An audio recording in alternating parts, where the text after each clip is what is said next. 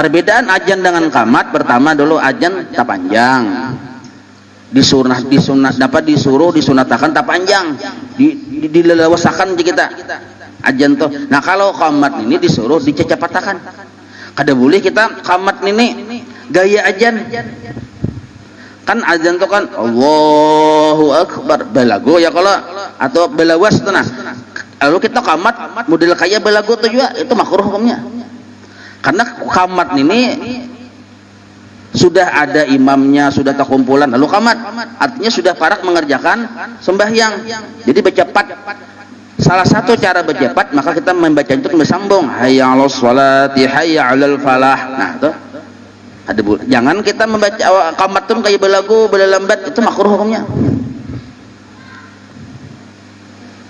Nah jadi bercepat deh kita anunya qamatnya. Lawan ketika yang abdolnya ketika qamat itu dudukan dulu, jangan berdirian. Bisa kayak itu berdirian. Padahal yang bujurnya itu duduk, jadi lu mendengari waktu qamat itu.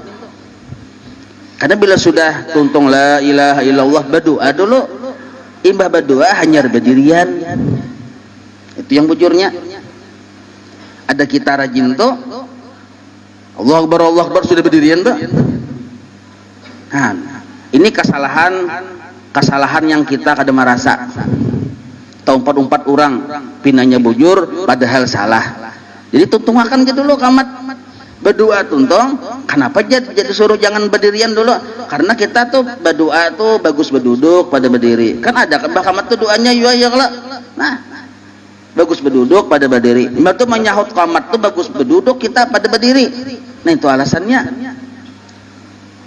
Karena waktu antara ajan dan qamat dan sesudah qamat, antara qamat ke sembahyang itu waktu mustajabah.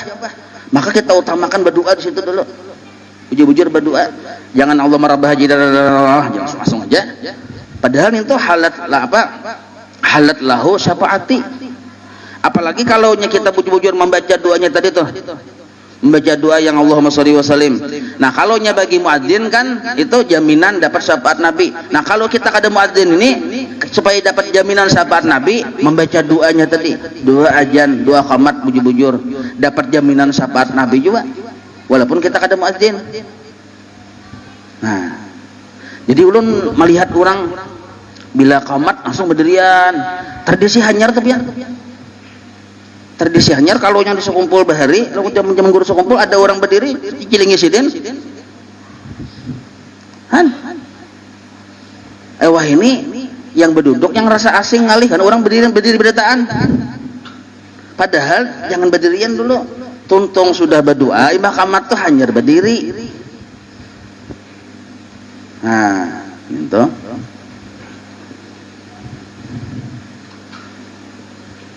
Nah, sedangkan misalnya ada batakon pulang aja, supaya jangan batakon lagi ya kalau bolehlah aja. Ulun ajan qamat menerima duit aja. Julun boleh benar, banyak lagi julun. Boleh benar, karena kada ikhlas aja. Lain urusan kada ikhlas. Orang memberi duit, mampluki kita ajan qamat tuh kada ada hubungannya dengan ikhlas kada ikhlas.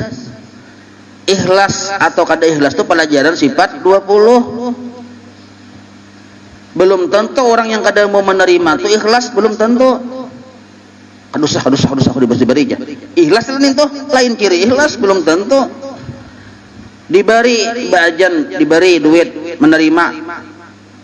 Nyatalah orang tuh kada ikhlas, belum tentu juga. Karena pengertian ikhlas itu tujuan ba'amal bujur, pandangan ba'amal bujur. Kada dari situ urusan duit. Nah, jadi misalnya kita jadi muadzin, ya kalau jadi qamat, jadi bilal, jadi imam, ada orang mampluki, nah terima aja, kada apa boleh aja. Nah yang kada boleh nang kayak ini,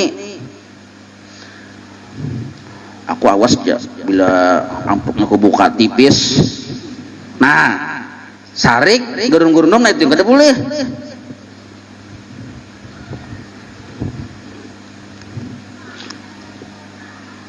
Bilanya kandal, ayatnya luar biasa panjang. Tapi bila tipis, bela aja. Nah, itu yang kada boleh, itu yang larang kada ikhlas narannya. Nah